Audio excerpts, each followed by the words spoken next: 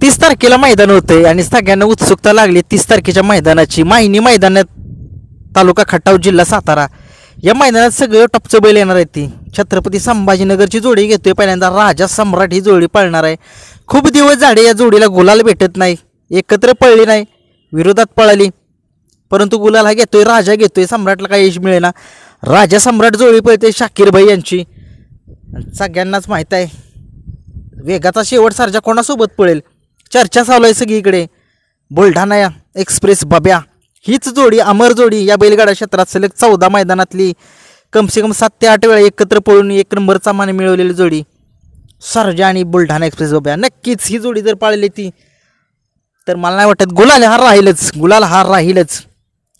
722 हरण्या महान भारत केसरीचा आत्ता पेडगावचा 1 नंबरचा मानकरी हा कोणासोबत पळू शकतो? हा पळू शकतोय 50-50 दावणीचा बादशाह या बैलासोबत पळू शकतो। चर्चा चालू आहे, पैरा चेंज पण होऊ शकतो। घरणीकरांचा राजा हा बैल कोणासोबत पळू शकतो? हा बैल नक्कीच आता एक कारोंडेकरांचा तो राजा, कारोंडेकरांचा सॉरी चिक्या नाही राजा, तो आत्ताच कंदूरचा राजा, हा बैल पळू शकतो घरणिकेचा राजासोबत। कारण बैलाला चांगलं स्पीड आहे। घरणिकेचा राजा तर माहीत आहे, सगळ्यांना माहीत आहे, सांगायची काही गरज नाही काय बैल आहे।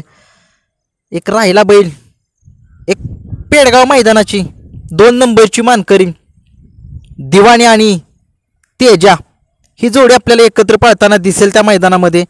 आणि विठ्ठल ड्रायव्हरच असणार नक्कीच मायनी मैदानात।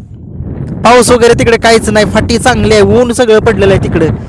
नक्कीच 30 तारखेची आतुरता सगळ्यांना लागलेली आहे। कारोंडेकरांचा चिक्या कोणासोबत पळू शकतो? तो लखनसोबत नाही पाळणार, कारण की तिथला एक बैल आत्ता एक्सपायर झाला जलवा नावाचा, त्याला एक भावपूर्ण श्रद्धांजली देतो आम्ही बाकासूर प्रेमीकडून, कारण त्याचं आज निधन झालं।